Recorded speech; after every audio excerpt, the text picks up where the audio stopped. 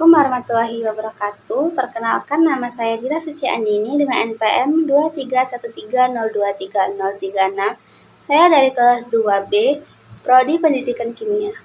Sini saya akan menjelaskan mind mapping yang telah saya buat dengan materi hakikat dan peran ilmu kimia dalam kehidupan sehari-hari. Hakikat ilmu kimia. Hakikat ilmu kimia yaitu ilmu yang mempelajari reaksi yang terjadi antara unsur atau senyawa serta penggabungan dan perbandingan molekulnya hingga menghasilkan senyawa baru. Ilmu kimia memiliki beberapa hakikat sebagai berikut. Yang pertama itu ada ilmu yang mempelajari susunan materi.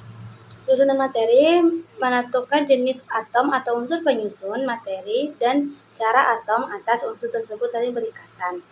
Selain mempelajari penyusun materi, ilmu kimia juga mempelajari perbandingan setiap komponen dalam menyusun materi. Yang kedua itu ada ilmu yang mempelajari struktur materi. Struktur materi adalah gambaran tentang keadaan atom-atom yang saling terikat. Atom adalah butiran kecil penyusun materi.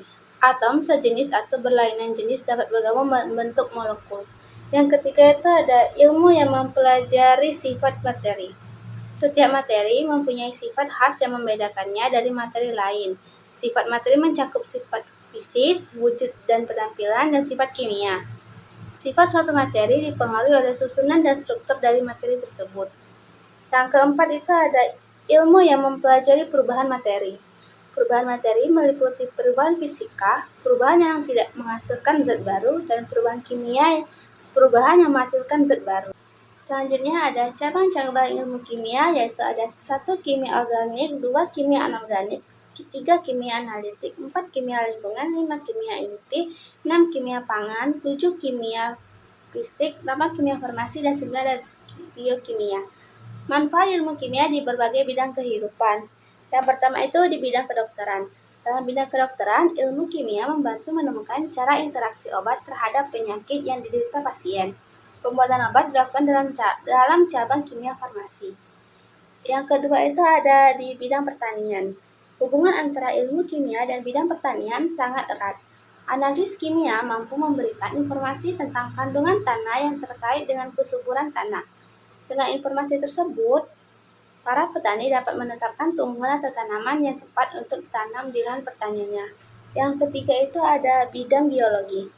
Proses penentuan unsur-unsur yang menyusun mineral dan tahap pendahuluan untuk eksplorasi menggunakan dasar-dasar ilmu kimia. Manfaat ilmu kimia dalam bidang ini untuk membantu memahami serta mengerti temuan para peneliti tentang bebatuan atau benda-benda alam. Yang keempat itu ada di bidang biologi. Proses kimia yang berlangsung dalam tubuh makhluk hidup meliputi pencernaan makanan, pernapasan, metabolisme, fermentasi, dan fotosintesis. Untuk mempelajari lebih mendalam, diperlukan pengetahuan tentang struktur dan senyawa yang terlibat dalam proses-proses tersebut seperti karbohidrat, protein, vitamin, enzim, lemak, dan asam nukleat. Yang kelima itu ada di bidang hukum.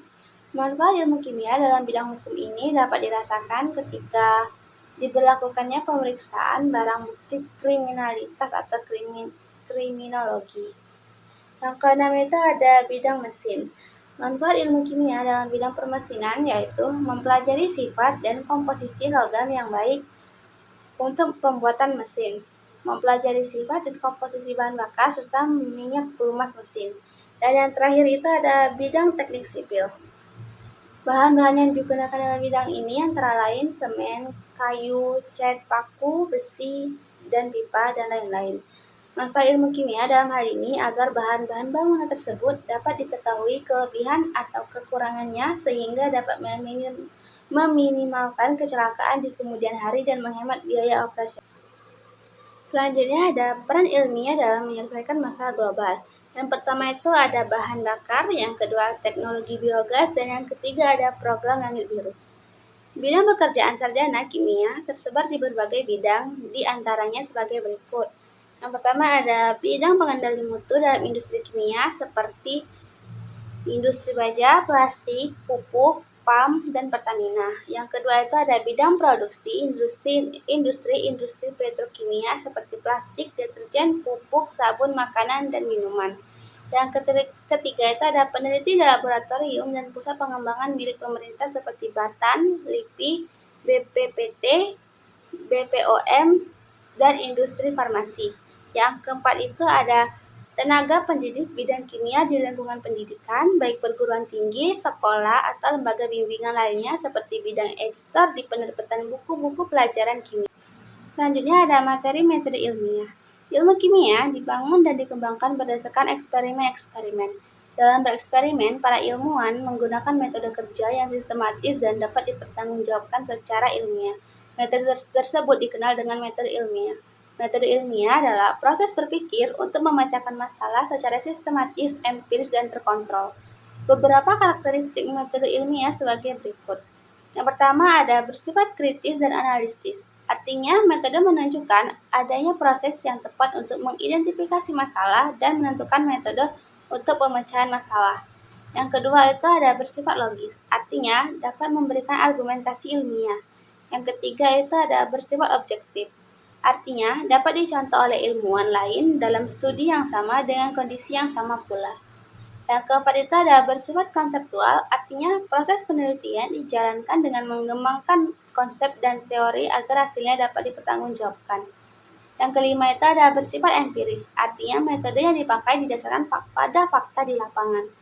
Selanjutnya ada tahapan-tahapan metode ilmiah. Yang pertama ada merumuskan masalah, yang kedua menyusun kerangka teori, yang ketiga merumuskan hipotesis, keempat penelitian, kelima mengolah dan menganalisis data, keenam itu menarik kesimpulan, dan yang ketujuh mempublikasikan hasil.